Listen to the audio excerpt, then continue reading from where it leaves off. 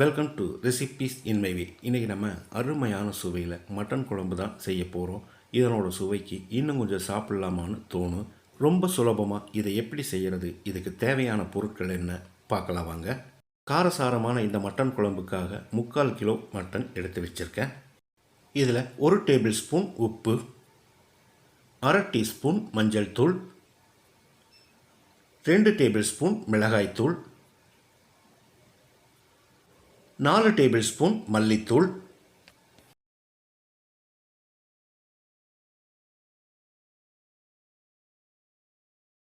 1/2 table spoon சீரகத்தூள், 1 table spoon மிளகுத்தூள், 1 teaspoon garam masala,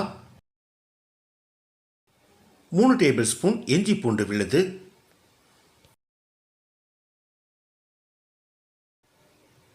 இது எல்லாத்தையும் நல்லா கலந்து வச்சுருக்கேன்.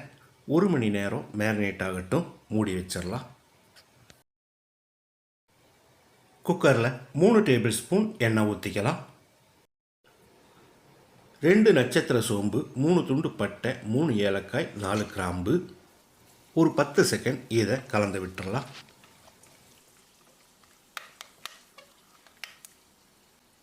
ஒரு டீஸ்பூன் சோம்பு, 3 வரமிளகாய், 2 கொத்து கறிவேப்பிலை, 1 இன்ச் அளவுக்கு இஞ்சியை நறுக்கி வச்சுருக்கேன். இதையும் போட்டு ஒரு 10 செகண்ட் ஃப்ரை பண்ணி விட்டுடலாம். 4 பெரிய வெங்காயத்தை நீல வாக்கில் நறுக்கி வச்சுருக்கேன். இதை போட்டு பொன்னிறமாக வதக்கிடலாம். வெங்காயத்தோட அளவு 1/4 கிலோ.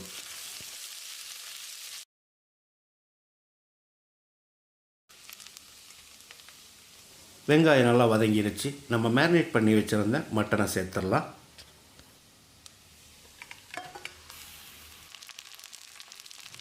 ஒரு நிமிஷம் இதை நல்லா ஃப்ரை பண்ணி விடணும்.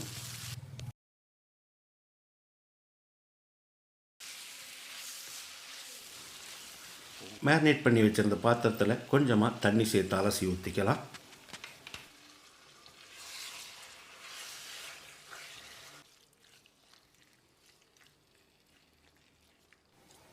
இரநூறு கிராம் அளவுக்கு 3 தக்காளியை பேஸ்ட்டாக அரைச்சி எடுத்து வச்சுருக்கேன். இதை ஊற்றி கலந்து விட்டுடலாம்.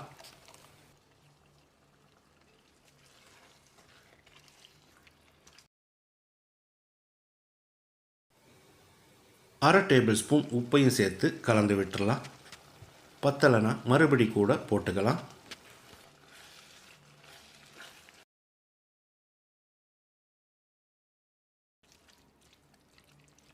இப்போ இதில் 1 கப் அளவுக்கு தண்ணி சேர்த்துக்கலாம். குழம்பு அதிகமாக வேணும்னா இன்னொரு 1/2 கப் சேர்த்துக்குவோங்க. இந்த குழம்புக்கு நம்ம தேங்காய் சேர்க்க போகிறதில்ல. தண்ணி சேர்த்து கலந்து விட்ட பிறகு ஒரு 6-7 நிமிஷம் கொதிக்கட்டும். குழம்பு நல்லா கொதித்து வந்துடுச்சு. இப்போ நம்ம குக்கரை மூடி விசில் போட்டுடலாம். அதிகப்படியான தீயில் 1 விசிலும், குறைஞ்ச தீயில் 2 விசிலும் விட்டாலே மட்டன் நல்லா வெந்துடும்.